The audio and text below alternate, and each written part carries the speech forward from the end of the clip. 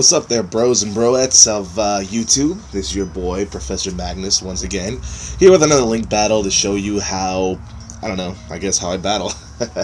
There's not much to it. So, today my opponent is actually somebody I faced off. I thought it was a pretty decent battle. This guy, Jin, he was a Passerby. Now, as you see, he's got a pretty formidable team. He's got Garchomp, he's got Charizard, which I assume at this point before battling, it's actually a Mega Charizard. He's got the Clawitzer, the Dragonite, the Electivire, so he's definitely got a good amount of sweepers on his team. Now, if you see my team, mine's a little bit more unorthodox. It's kind of thrown in random. I didn't really plan this one out, but it actually worked out a lot to my favor, as you'll see in the video. As you see, I got my Smeargle. You obviously know, you can tell just from the get-go, it's probably a lead. Got my Starmie, my Rapid Spinner, Special Attacker Sweeper, all that good stuff. And I actually have Dragalge. I don't know if that's how it's supposed to be pronounced, but I call it Dragalge. That's actually a pretty good special tank that I made. I actually V'd him pretty well in the defenses, and that was actually my first trial one with him. And as you'll see later on, he actually takes a couple of good hits that I thought he wouldn't be able to. So I actually enjoyed using him. Aegislash, which you already know, Aegislash is being used by everybody, and it's an amazing Pokemon. I love it. Talonflame, Gale Wings. What do I have to say about that, right? You guys already know. Plus, we have Trevenant, and Trevenant, I actually had my doubts about it. This was also my first time using Trevenant, and he made me a believer this time. So let's just dive right into the battle, see what goes on, and get right into the excitement.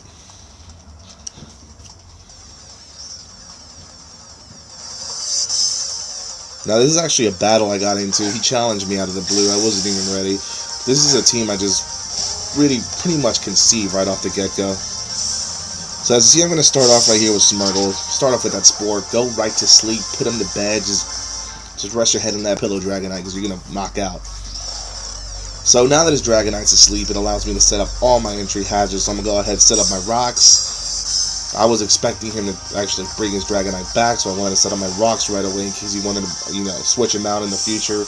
That rock damage against the flying type is crazy. So of course I go with the Sticky Web. I want to slow down anything that might be faster than my Pokemon. Dragonite actually wakes up and gets a Dragon Dance in, which is pretty cool, I guess. So I guess it made him happy a little bit, so he gets the boost. Hits me with that Fire Punch. Now, Smeargle's going to take it like a champ. Of course, Focus Sash. So he literally hangs on there by a thread. Or a sash, whatever. Yeah, just put him back to sleep again. It's no big issue. So he goes back to bed. Smeargle can continue working. Put the kids back to sleep. Just keep doing what you do. So I'm going to put out Smeargle. He's done his job.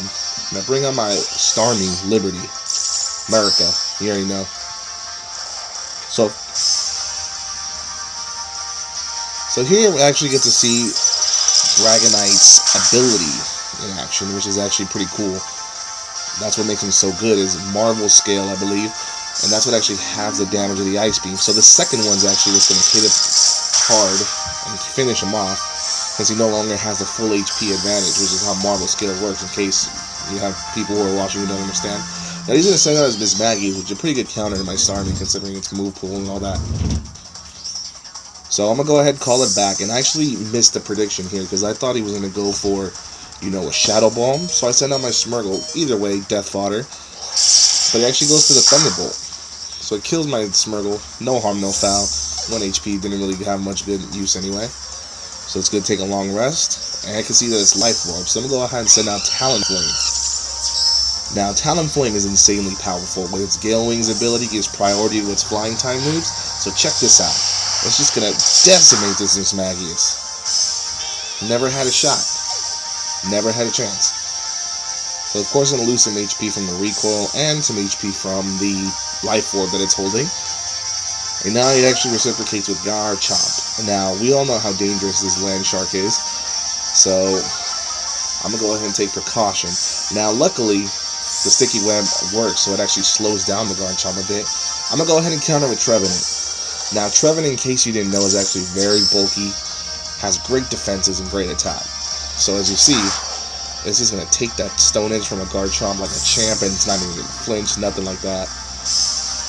Now, as he's assuming he's actually going to try and pull up one of the elemental punches, I figure Electivire is going to come attack, so I'm going to go ahead and hit it with the Will-O-Wisp.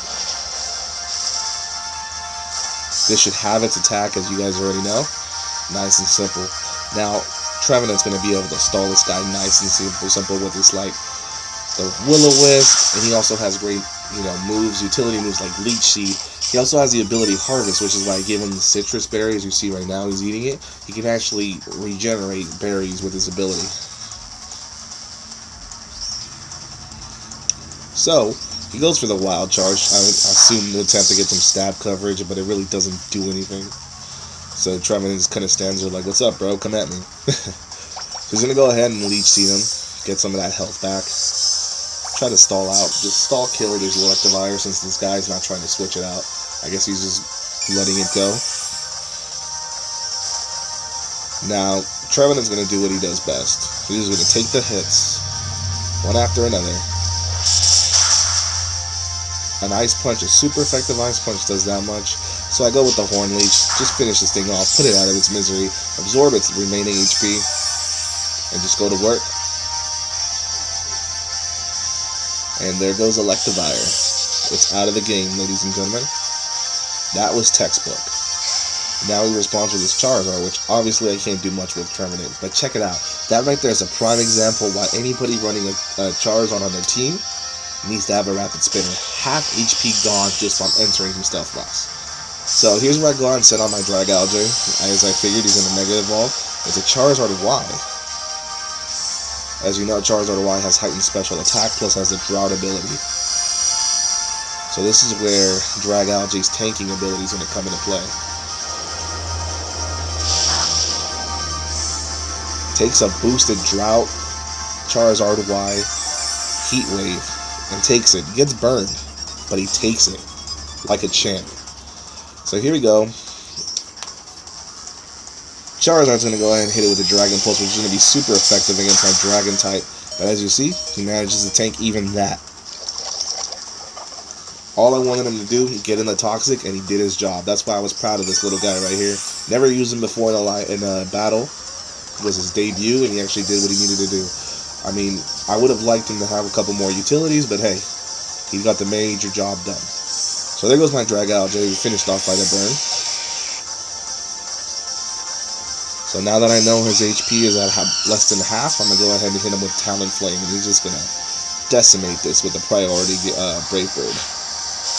That's why Gale Wings, I believe, is just so useful in a battle like this. To have such a powerful move with priority is just unheard of in previous generations. So he comes out with his Clawitzer, and I know, I've raised one of these before, so I know what they're actually capable of, so I'm going to go ahead and switch out my Talonflame. Now, this is the one instance where Jin actually makes a good prediction, because I'm going to send out my Trevenant. I think he was expecting me to send out my Trevenant. I was expecting a Water Pulse, and he instead actually comes with the Ice Beam. So he gets me good there. Manages to take out my Trevenant, my Pride and Joy. He's out. So, here comes my other Pride and Joy, my Aegislash. Aegislash is just mental. It's going to go ahead, Swords Dance, get that boost. There's not much Clawitzer can do to hurt it, because I was fearing that it had the Dark Pulse, but seems like it doesn't. No Dark Pulse on this Clawitzer. There's not much of Aegislash that can affect Aegislash. So I'm just going to sit there and power up as long as I can. Another Swords Dance at +4. And here's where things get interesting. Clawitzer is going to go ahead and hit me with that Water Pulse. But, ooh, the secondary effects kick in and I'm confused. Aegislash is confused, but I love this little guy because he's going to pull through. Instead of going for the finish right now, I'm just going to go test on my power. Hit it with an Iron Head. And it is if it comes through. And of course it does because he's Aegislash. Ooh. Not very effective move, and it almost killed him. So here I could have probably gone for the Shadow Sneak or something, but I decided to stall out the confusion just in case. I don't want to be caught in Blade form when he launches another attack. So I go for the King Shield just in case.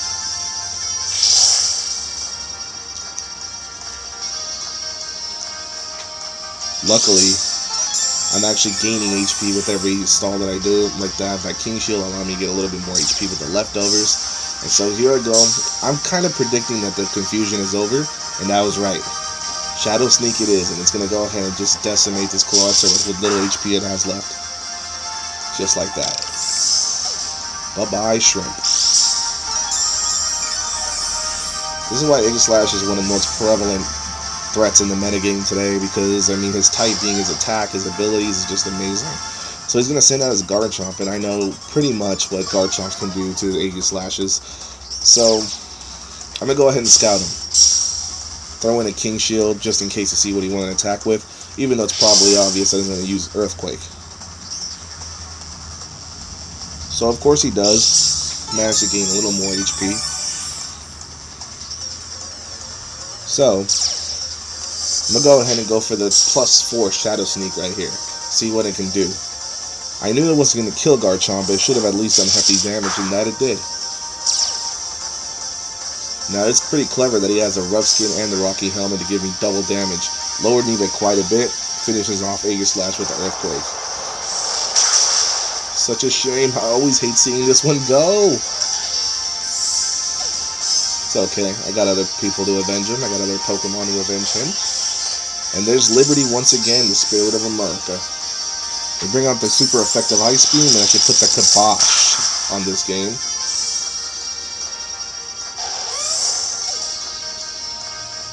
And that is the end of that. So once again, ladies and gentlemen, that was just a nice little battle we had, just to show a couple mechanics of the team that I created. Real simple as far as team building goes. You got your lead, you got your sweeper, spinner, your tanks, and everything, your special sweepers, your physical sweepers, and everything like that. Now, as you see, it actually relied on a little bit more stall. The only reason that I didn't stall a little further was because Dragalge was actually knocked out by the Charizard, but it actually, as you saw, it did its job. It took 2 hits, 2 boosted hits, a super effective hit, and a drought that was a drought heat wave. Sorry about that. And it actually hung on enough to get the Toxic in, so it did its job. Talonflame, an amazing job with Scale Wings, just an atom in nature, just took everything out, decimated everything out, 1-hit knockout for the most part on everything, with just a Brave Bird. So with those team mechanics, you see that you can use a somewhat seemingly less powerful team versus a team like that, and you can actually see the improvement.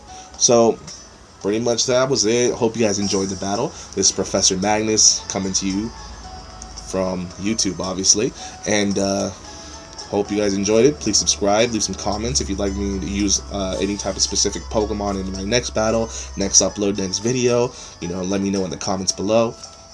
Any suggestions, any videos you guys want made, frequently asked questions, Pokemon information, battle styles, how to upload videos, anything of that nature, just let me know, and I will do my best to accommodate you. So, keep it real. See ya, YouTubers. Bye-bye.